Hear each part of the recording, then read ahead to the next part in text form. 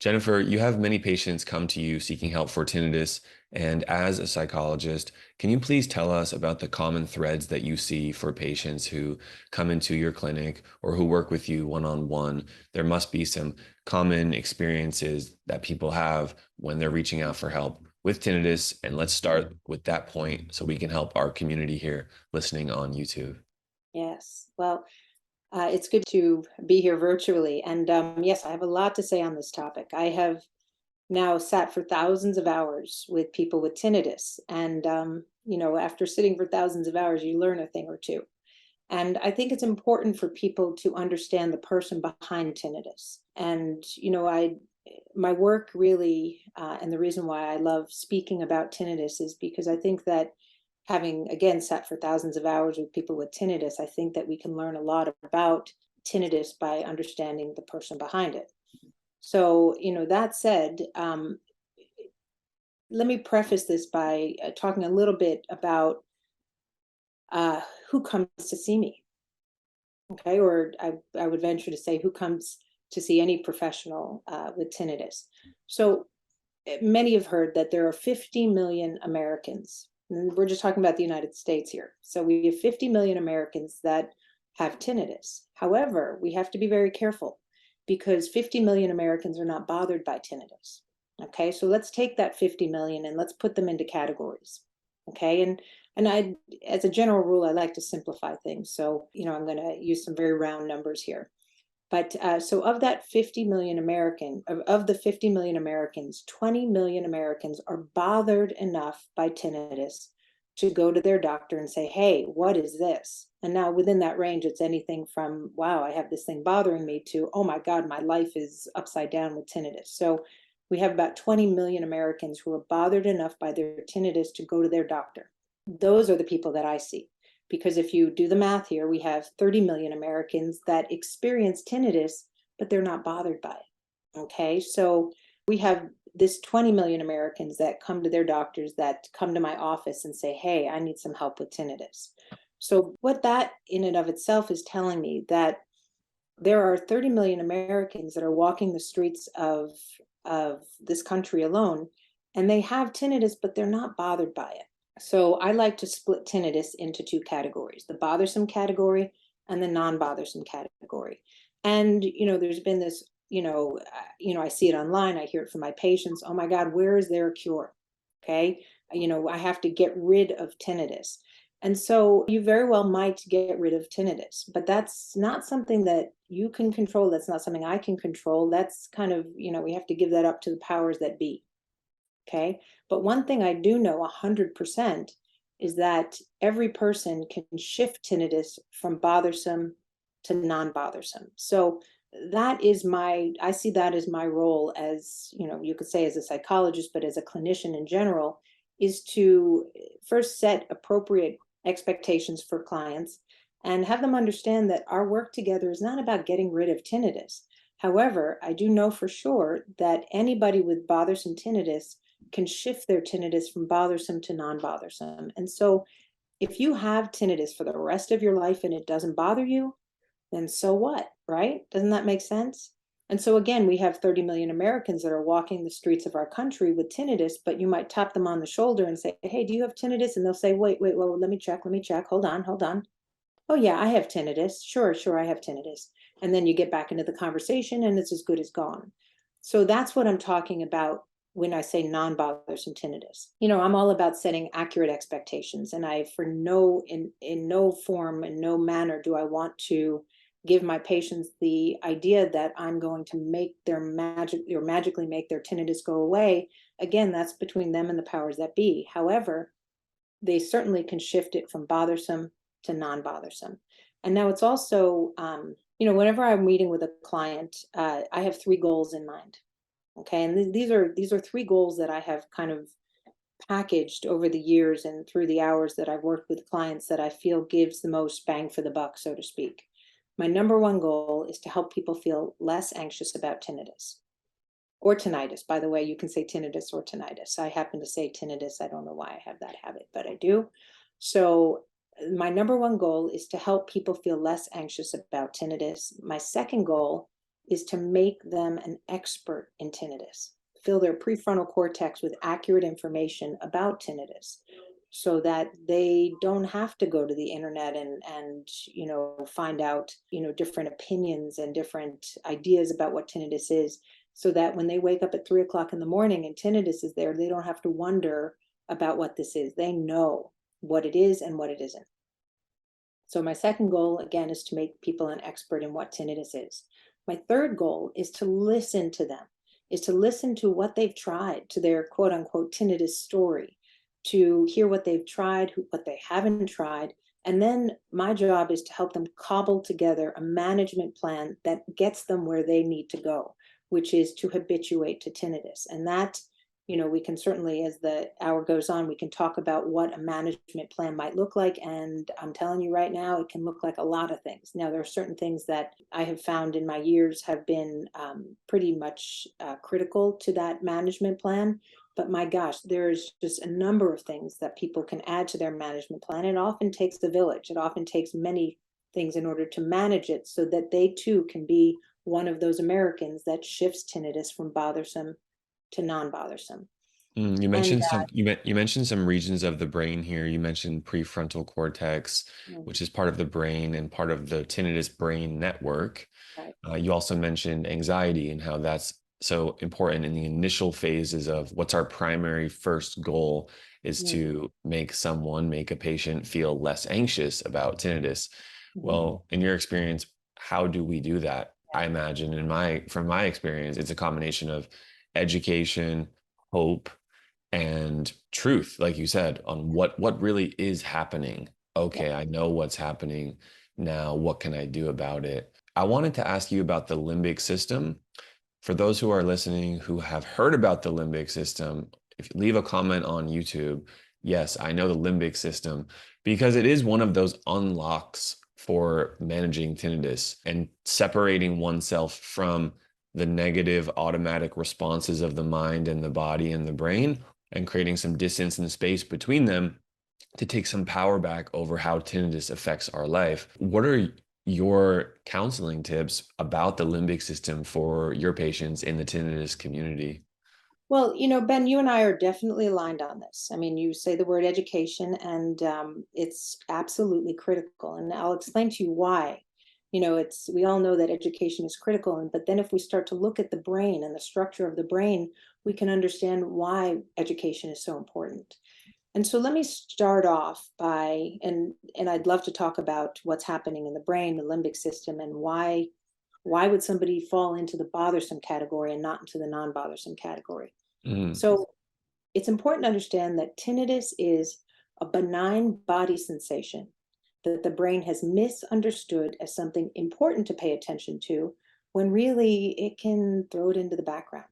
Okay, and I'm not trying to minimize it. Believe me, there's nobody that's more fully aware of the devastation of the feelings of a devastation that tinnitus can bring. So I guess before we continue on with this conversation, I want to make it very clear that it's very easy for me to sit here and talk about tinnitus. Okay, for the person that is bothered by tinnitus, and I'm very careful with my words, the people that are bothered by tinnitus, they're stuck. If I was to rephrase what tinnitus is, it's a stuck disorder. Okay, people are frozen, they're stuck in tinnitus. And so let's talk about why that would be. Okay, so again, let me start off again by making it very clear about my understanding or my knowledge of tinnitus. It's a benign body sensation that the brain has put into the wrong category. It thinks it's important to pay attention to when really it got misplaced into the wrong category and can be placed into the just another benign body sensation category and can go out of the mind's eye. let's talk So about some other benign body sensations, right? The heartbeat, the breathing, those things that yeah, we never think of, but they're always right, there, and our brain is perceiving vibrations or sound because of them. So right. hopefully that helps us realize, okay, I'm starting to understand benign body sensation. Right, right. And benign, that's also benign is a very philic word. I mean, if I took the root of what it is, ben means good. So benign doesn't necessarily, it doesn't mean good. It means that it is not an indication of a greater illness. Okay. So when I talk about tinnitus as a benign body sensation, it's, analogies that I often make are things like gray hair, wrinkles. Okay. This is with the accumulation of birthdays, our body changes. And so when I'm saying a benign body sensation, it's, these are natural things that happen in the body that are not an indication of an illness. They're not an indication of something greater. So let's stay on track with, The with brain what, network and limbic system. yeah, yeah, because I think that is a very important part of the education and something that people don't often hear. There's not a lot of professionals out there that understand the link with tinnitus. So going back to tinnitus, the brain, bothersome tinnitus, excuse me. So the brain, inside the limbic system, we have this small kind of almond-shaped area called the amygdala. Okay. And the amygdala's job is to take in information from our external world and our internal world and make a decision. Okay. So the amygdala picks up information, and this is all subconscious. So I want to make that also very clear that this is not your fault. This is your subconscious brain. This is automatic behavior. This is an automatic portion of the brain. Okay. So this is not anybody's fault. This is just something that's happening. So the amygdala takes in information, and it takes in information from the internal world, and it decides, what category do I put this in? Is this a danger to me and needs to be in my camera's lens? My mind's eye needs to stay focused on it because it could mean my life. Or is this a body sensation that is, basically unimportant, uninteresting, and really not relevant to the moment? Okay. And so the brain does that constantly, subconsciously. It puts body sensations and external things that are happening in our world into categories. If it falls into the danger category, believe me, your camera's lens is going to stay locked and loaded. If it's put into another category, it's going to go into the background and be habituated to. And I can talk about other ways that the brain does that. So what's happening with a person with bothersome tinnitus, their brain has misplaced this body sensation. The amygdala thinks that tinnitus is a potential danger. Or it at best, or well, I should say at best, it doesn't know what it is. And when we don't It's know what, important. Yeah, there's something about it. It's new, right, it's important, it's different. Yeah. right, it's novel, and we don't understand it. Okay. Mhm. No, when somebody is, experiences tinnitus for the first time, I mean, all of a sudden we can create a story like, oh my God, maybe I have a brain tumor. Oh my God, this is the worst thing that's ever happened to me. Oh my God, this is because of all the music I listened to when I was a kid. Or how am I going to enjoy my life? How am I going to get to work in the morning? So all of a sudden we've wrapped this benign body sensation up into a Gordian knot, as I put it. Okay. So we wrap it up in these stories. And so we're no longer talking about tinnitus.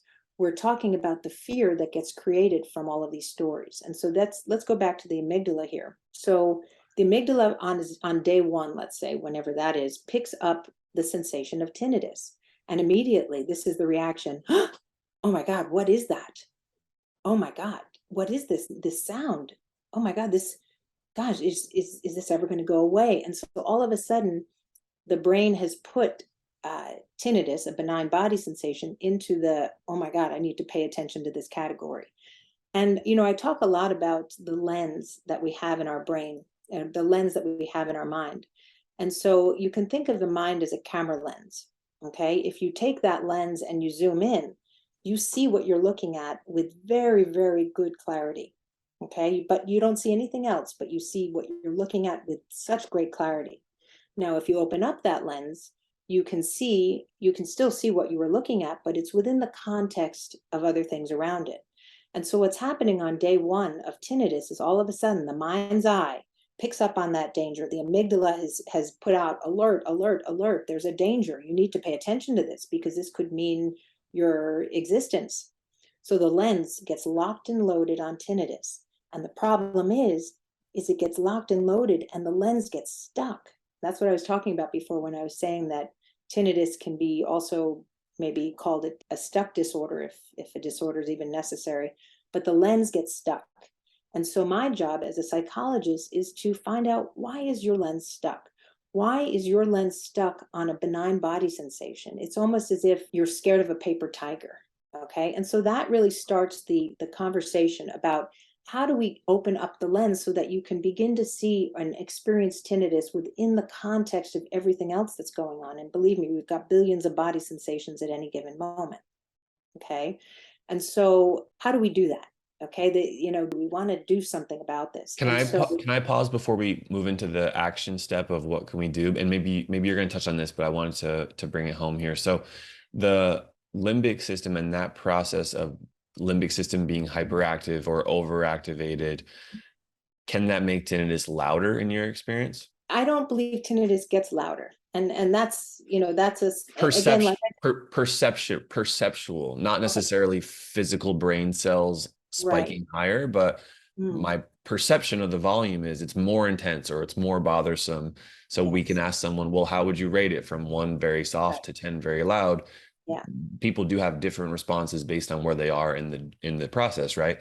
So do Right. you think this limbic system involvement, the anxiety about tinnitus can bring up that perceptual intensity of the condition? The reason why I'm jumping on the word louder is I'm very, as a psychologist and as a human being, I'm very aware of the words we use. Okay. Words that we use matter. Okay. When you say louder, when you say worse, when you say better, when you say horrible, when you say wonderful, these words are very sexy, so to speak. Forgive my allusion to, to sex, but they're very sexy to the mind. Okay, they're very attractive to the brain. All of a sudden the lens, gets locked and loaded on these words. And so it's very important to be mindful of the words that we use, because if we use the word louder, it's actually not the word louder in isolation. It's the word louder in relation to every other word louder that you've ever experienced in your life. Like, well, a better word might be horrible. So when you say, oh my God, my tinnitus is horrible, all of a sudden your amygdala is like, something's horrible, because it's getting tagged on to every other horrible experience you've ever had in your life. And so, what I try to help my patients understand is we're trying to trick your brain. This is a subconscious part of your brain that's overreacting to a benign body sensation. And so, what we're trying to do, and I think of it kind of like a fire, we're trying to put out the fire in the amygdala. We're trying to put the fire out in the limbic system so that the fight or flight response and the autonomic nervous system doesn't go to town. I'll Okay. I'll share I'll share a quick story that over the years of being really involved in the tinnitus community, I'm continuously inspired by such dramatic neuroplasticity that can happen in the brain. For example, one individual had bothersome, he would call it loud tinnitus for 5 years.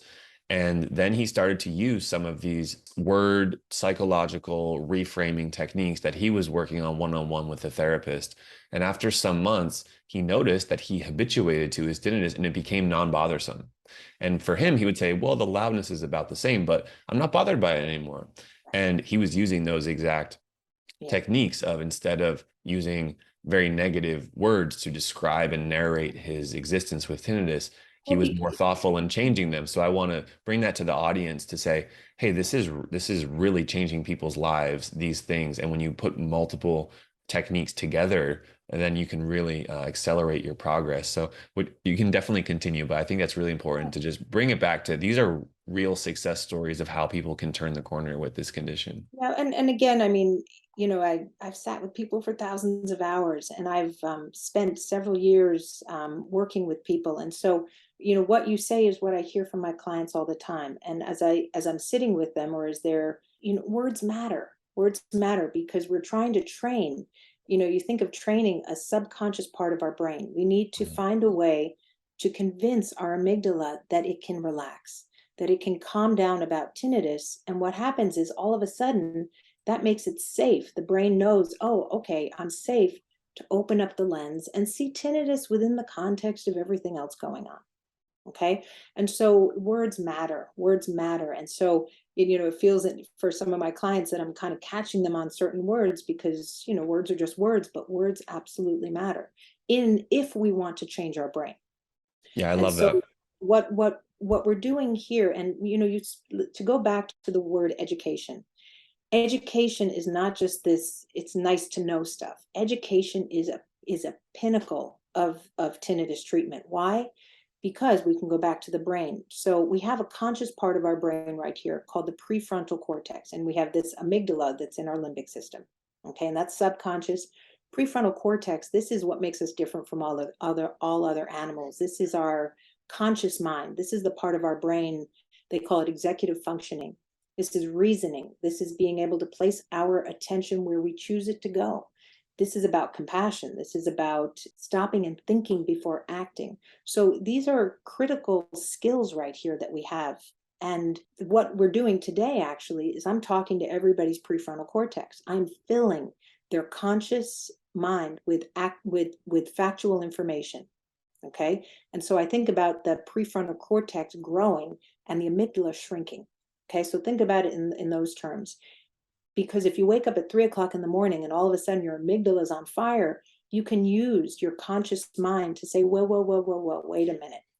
Tinnitus is a paper tiger. It feels scary, but it's really just made of paper. And I have nothing to fear. This is not an indication I have a brain tumor. This is not an indication that my life is over. This is simply a body sensation. And I don't have to, you don't have to like it, but you're safe to be with it. Mhm. This is a short break from today's video to announce the Tinnitus Guide by Treble Health. Do you want to learn about the newest tinnitus treatments and management tips? Click the link in the description of this video to get your free copy of the Tinnitus Guide by Treble Health. I want to stress the importance of how there is a common story where someone with tinnitus learns at some point that it's not really an ear condition, that it's a brain phenomenon. Great point. And we're going now deeper into saying, yes, that's true, but it's not only your auditory brain. It's not only where the sound goes in your brain, but it's actually this brain network.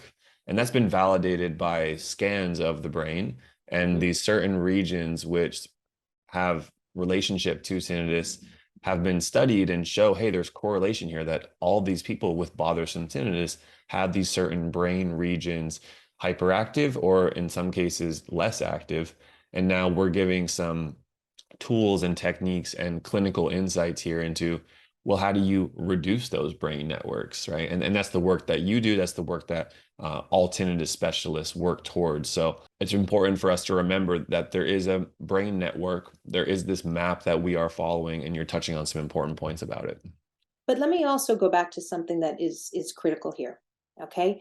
In my experience, I like to simplify things, but there are 3 ingredients that create bothersome tinnitus. Now, again, as we know from 50 million Americans experiencing tinnitus, anybody can get tinnitus. But what I've learned and what I know is that there are 3 critical ingredients that, going back to our original question, who comes to see me? Who comes to see you? These are people with bothersome tinnitus. And there's 3 things that all of these people in this category have in common. Okay. And these are important to talk about. Okay. Now, again, anybody can get tinnitus, but the 20 million Americans that are bothered by tinnitus all have 3 amazing things about them. Okay. Number one, they all have hearing loss. Okay. And I know you're going to want to jump on that one. And I'm more than happy to talk about that. In some cases, it's important to address this. In other cases, it's absolutely irrelevant. And, one of the first questions that I ask my patients when they come in is, who's your audiologist? Okay. Because again, it takes a village. And, for not one moment am I going to say that this is, that there aren't many treatment options here. So we can certainly go back to that. So every single person I see and everybody that falls into the bothersome category, they all have some hearing loss. Now, for some, it's important to address, but for many of them, we don't even talk about it after an initial discussion. The second thing that everybody in this group has in common is stress, and this we definitely will talk about. Okay, and then the last thing, the third thing that everybody has in common is an amazing personality. Okay, and I want to talk a little bit today. I mean, certainly the hearing part, I'm going to leave to you, Ben. So, but the stress part and the amazing personality are very important to address. Now, stress, everybody knows what stress is, but what is the amazing personality of the person with bothersome tinnitus? Okay. Again, anybody can get tinnitus, but everybody with bothersome tinnitus has an amazing personality in common. Okay. And I want to explain why I call it an amazing personality. And I'm not just being silly, and I'm not just trying to, put a positive face on this. When I say amazing personality, it's because the qualities that I'm going to describe to you are qualities that make them who they are. They make them incredibly effective. People with bothersome tinnitus, they tend to show up on time. They tend to get it done. They tend to be, very successful in what they do. They are on it. Okay. And so, this is what they love about themselves, what has gotten them to, be good at whatever they, choose to do as a profession and what have you. And so to say that it's not an amazing personality would be erroneous. The problem is that there's an underbelly to this amazing personality. And that underbelly is what is putting them into the bothersome tinnitus category.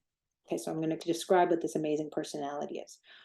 Not 93%, not 95%, but 100% of the people that I see are this type of person where they are very sensitive and, emotionally maybe, but when I say sensitive, I mean they pick things up. They are aware.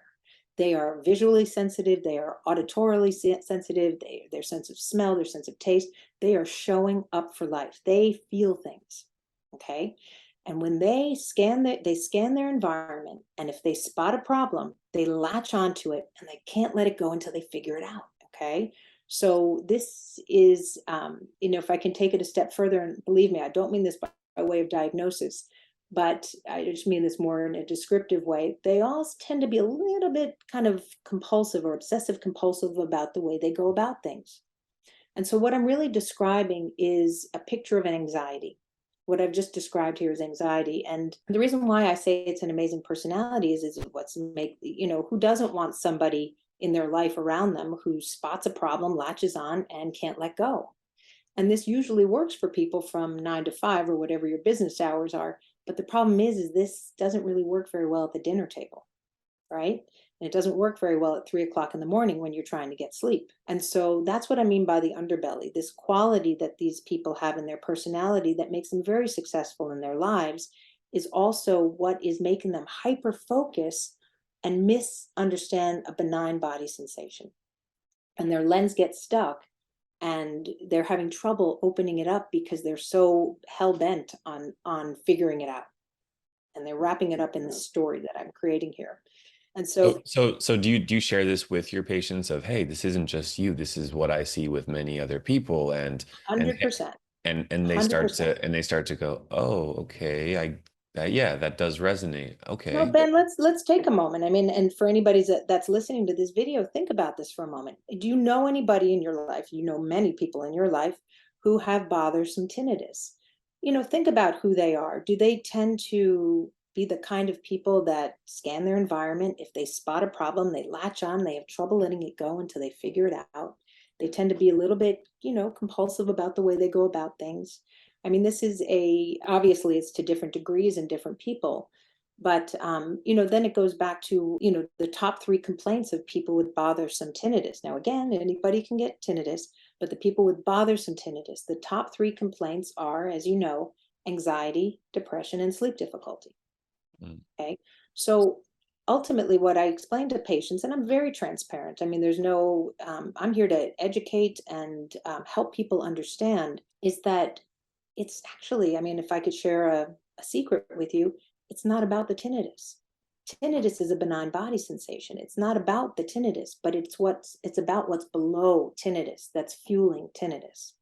And so if we can help people, whether it's through sound therapy, whether it's through, hearing aids and other devices, or just sound in general, or mindfulness meditation, or going for a relaxing walk, getting exercise, getting a good night's sleep. I mean, there's just too many to mention. We can help people to kind of open up their lens so that they can begin to see tinnitus within the context of everything else around it. I really like that, and I hope that is helpful for some in the audience. If you're finding this video helpful so far, please comment on YouTube helpful, because we do check out those comments. We appreciate that. And Dr. Gans, you have a few more points here. You want to always bring up to your patients the personality, the amazing personality type, and the common threads there. And the second one is stress. Mm. which is a word that's used a lot. So I'd like to hear your definition of stress and how it relates to tinnitus. Yeah. And then we can also touch on the hearing component as well. Yeah. Well, okay. So we talked about, well, we didn't talk about these two yet, but so we've dealt with the amazing personality. Okay. Stress. Okay. So I think of the brain as an instrument. For those who know about music, there's a magnificent violin called the Stradivarius, right? Okay, so it's one of the most prized instruments that's ever been made. Okay, now let's say you have a Stradivarius and you're about to play it, and you take the four strings of the violin. There are four strings on a violin, and you take the pegs and you crank them up real tight, real tight, real tight, and then you take this beautiful instrument and you start to play it, and man, it does not sound good. I don't care how beautiful that instrument is. If it's not in tune, it's not going to sound good. And so, do you throw the Stradivarius out? Absolutely not. You simply retune your instrument. Okay. And so I see the brain. I mean, I think there's so many wonderful analogies to the brain and music. I mean, I think of the orchestra. If I may take an aside for a moment, my young child wanted to know something about the brain, so I went online and I saw pictures of the brain, and it had different colors, and I was like, wow, that looks like an orchestra. It's like you have the violin section, you have the clarinets, you have the trombones, you have all the different instruments, and each one is in a section. And if they're not all playing in the same key, I don't care how wonderful your instruments are, I don't care how well your musicians play, if you're not all playing in the same key, it's not going to sound very good. You're not making music. And so why am I talking about that? Because stress on strings makes it tight, makes it sharp. Too little stress on an instrument does not sound good either. It makes it flat. And so stress in life, it gets a bad rap, but there's healthy stress. And so we're all waking up in the morning and we're walking the line. We don't want such little stress that we don't get out of bed in the morning, but we don't want so much stress that we don't get out of bed in the morning. So, you have the opposite sides of the same coin here. We want to find just the right amount of stress. And so, what I'm finding in the tinnitus patients that come to me, and I would venture to say in the 20 million Americans that are bothered by tinnitus, they're all experiencing too much stress. Yeah, Okay. I had So, another podcast guest here, Dr. Golenhofen, an ENT doctor, share that in his case history, he asks, in the 3 to 6 months leading up to tinnitus, were you experiencing stress or disorder in your life? How do you ask that to patients, right? Because how do you define whether they have stress or not and what time frame? okay, everybody that I see, again, remember we have three ingredients, and each one of these ingredients is 100% of the time. Again, 100% of the time they've got an amazing personality. 100% of the time they have stress. So I don't even need to ask that question. Now, I certainly through our conversation we're going to talk about stress, but it's not a question, do you have stress? It's a question, tell me about your stress. Okay. So when we talk about stress, when we can retune the instrument, all of a sudden you can start the brain is misappraising a benign body sensation. When a brain is stressed and the strings on the brain, so to speak, are too tight, you're misinterpreting your environment. I mean, forget tinnitus. It makes me wonder, what else are you misappraising? If you can misappraise a benign body sensation, maybe you're misappraising, other body sensations. Maybe you're misappraising your external environment. You're not seeing things in a balanced sort of way. So going back to tinnitus, people ask me, like, wait a minute, you're a psychologist. Why are you seeing people with tinnitus? It's because it's actually not about the tinnitus. It's telling me that this is a person who's playing sharp. This person is tight. And so uh, they don't feel like they have space. They don't feel that they feel stuck in their lives. They don't have choice in their lives. And so, whether you're an audiologist helping with sound therapy and other types of issues, or you're a psychologist working with a patient with tinnitus, what we're essentially trying to do is help them to create some space so that instead of reacting to tinnitus, they can start responding to tinnitus. They can retune their brains so that they all of a sudden are able to see things in balance. And so that, again, we'll talk about where meditation comes in, where mindfulness meditation comes in, because many people understand meditation and mindfulness as a way to tune your orchestra. Hmm. And it's, doesn't, what's convenient about it is you take it with you everywhere you go. You don't need a prescription for it. And there's no negative side effects. I mean, there's certainly side effects. I Yeah. mean, there's peace and what have you, but I think it's just very important to understand that we have to start to look at our stress. And the way we were stressed when we were 18 can be very different than the amount of stress that we can handle when we're 60. So each of us, as we wake up in the morning, has to walk the line. And so if we are running sharp, which is 100% of the patients that I'm seeing, because anxiety is created by that tension, that stretching of the string so tight that it's sounding not like music. We need to talk about this. We need to talk about stress reduction. Okay, and this again, Absolutely. can't be done in isolation. It has to be done within the context of their amazing personality and with just plain understanding, filling their prefrontal cortex with accurate information. Yeah, absolutely. And you touched on this hearing component that many people who do have tinnitus have a hearing test that shows a hearing loss. And Mhm. then there's also what's called subclinical hearing loss, where your hearing test may say normal hearing, but when we look in a very granular manner at the cells in the cochlea, the hearing organ, they're not what they used to be. They're not processing sound the way they used to. And that difference, that delta, that change can be picked up in the auditory cortex as a phantom sound.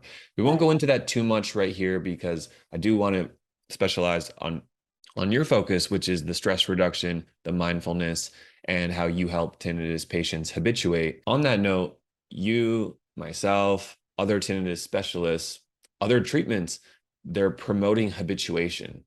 Habituation describes the brain's ability to move tinnitus from bothersome to non-bothersome or reduce the perception and awareness of tinnitus to help someone live with this and improve. And oftentimes, in my experience, during that process, the individual's perception, how they would rate their tinnitus from 1 to 10, improves. So some people would say, well, the loudness improves, it gets softer. Others would say, no, you're just becoming less bothered by it. Regardless, these patients are really getting better. So before I ask about mindfulness and going deeper into the what has your approach been and the program you've worked on, et cetera, I would like for you to just touch on just taking a step back. Are people getting better with tinnitus that come to see you? That are people who seek scientific evidence-based treatments, whether psychological, audiology-based, are they getting better? How hopeful should someone be about their future if they're currently in a state of bothersome tinnitus? Yeah. Well, if I could go back to the hearing part, because again, I'm hyper focused on accurate information. Okay. And I definitely want to answer your question. But I want to go back quickly to hearing loss for a moment. I mean, this is, your bread and butter and such, but we need to talk about these three. I think people need to understand why tinnitus occurs. Okay. Again, if we don't understand the hearing loss component of it, we're missing a very important part.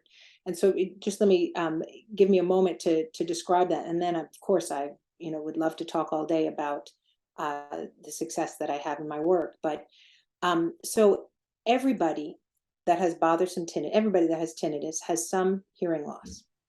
Okay. Now, when you go to the audiologist, you get an audiogram and they are testing your hearing from 500 to 8,000 hertz. Correct me if I'm wrong. Okay. 250 to 8,000 hertz. Yeah. Okay. Thank you. 250 to 8,000 hertz. Okay. You have a more sensitive audiogram. So if you think about it, a lot of patients come into me and they say, but wait a minute, I went to my audiologist and I have perfect hearing. And I say, great, that's awesome. That's wonderful. You have perfect hearing from 250 to 8,000 hertz. But we hear as high as 20,000 hertz. Okay. Now, your audiologist is not interested in really much above 8,000 hertz because number one, we don't always have the technology. It would be very time consuming. And to be honest, the important sounds that make our life rich are between 250 and 8,000 hertz. So the audiologist is not really going to go well beyond that. But I can pretty much guarantee that everybody with tinnitus has some hearing loss between 8,000 and 20,000 hertz that is going, as you mentioned before, undiagnosed, unnoticed. Now, again, it's fantastic if you hear well, but it's important to understand that everybody that has tinnitus has some form of hearing loss. Ears love to hear. That's what they do for a living. Okay. Ears love to hear. We hear from in our mother's womb until the day we die, and our ears never turn off. Even when we're sleeping, our ears are still on. Okay. And so in the absence of sound, the brain starts to freak out and says, wait a minute, where is that sound? I heard it when I was younger, and I heard it earlier today. Where is it? It has to be there. And so the brain starts to search and search and search and search. And in that search, it is creating the sensation of tinnitus. So the stress reduction part is an important part of helping a person shift tinnitus from bothersome to non-bothersome. And there is many, many, many ways of reducing stress. But one way that I have found that is incredibly helpful to pretty much everybody I see is developing a meditation program or a meditation practice. Okay. And actually going back to your original question there, everybody that I see improves. Not, I mean, it's, a combination of understanding tinnitus, relaxing their anxiety about it, becoming an expert in tinnitus, and then reducing stress it's a combination for success for somebody's brain to reappraise tinnitus for what it is and put it into the category where it belongs. So a meditation program is a very important and very effective part of a stress reduction program, because I see it like tuning an orchestra. A conductor gets up in front of their orchestra and taps the lectern and makes sure that each of the instruments are playing in the key of A, let's say. Okay.